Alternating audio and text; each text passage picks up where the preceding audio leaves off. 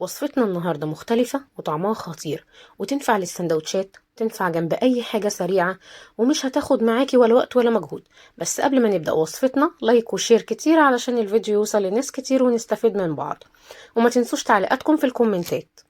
وكمان تنفع كمان للكريب، تقدري ان انت تعمليها كريب سجق كريسبي، سناكس، حاجات جميلة قوي هتنفعنا. انا معايا نص كيلو من السجق. آه، هحطه في حلة كده من غير اي دهون ومن غير اي حاجة. هبتدي انزل عليه. هنزله كده كله في الحلة بتاعتي. وهجيب ربع كوباية من المية، ربع كوباية بسيطة خالص، وهنزلها على السجق بتاعي وهحطها على النار. اول ما يستوي هطلعه، هخرجه من الدهون بتاعته، وهبتدي ان انا اعمل الخلطة السرية بتاعته. انا معايا هنا معلقتين من الدقيق، حطيت لهم رشة من الملح وفلفل اسود، وزودتهم شوية من المية، وابتديت ان انا اقلب فيهم علشان انزل فيهم السجق بتاعي. وجبت كمان بصل اخضر، قطعته صغير جدا، وبعد كده قلبته وركنتها على جنب.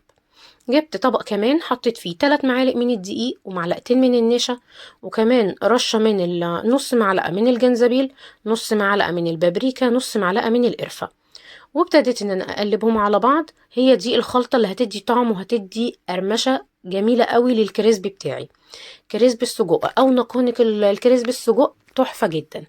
هتنزليها في الخلطة، وبعد كده تدخليها في الدقيق اللي انا عملته، دقيق بالنشا، وهركنها على جنب. هبتدي اعمل الكمية كلها بنفس المنظر اللي انت شايفاه ده، مرة انزلها في الخلطة ومرة انزلها في الدقيق. وبعد كده معايا زيت سخن عميق، هبتدي ان انا انزل فيه السجق بتاعي. مش هياخد معايا وقت خالص، على طول هتلاقيه قرمش وهتلاقيه طلع بالمنظر اللي انت شايفاه ده. وكمان مش بيشرب زيت، وكمان مش هيوسخ لك الزيت. تقدري ان انت تعمليه سندوتشات، تقدري تعمليه كريب، تقدري تعمليه اي حاجه انت عايزاها. لو عايزه تعمليها سناكس كده جنب شويه مكرونه، زي ما انا عامله كده، عامله مكرونه وعليها صلصه. لو عايزه تعمليها مثلا سندوتشات حلوه برضو جدا، جنب بطاطس محمره حلوه وبألف هنا. تعالي اوريكي بقى شكلها من الداخل، مقرمشه وجميله جدا، والطعم خطير، طعمها خطير جدا. بصي كده معايا،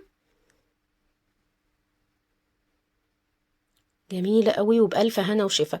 معاكم يوسف من قناه اكله وتكه، او فاتن احمد من قناه اكله وتكه. بصوا جميله ازاي، ما فيهاش اي افتكاسات وسهله جدا، مش هتاخد معاكي اي وقت خالص.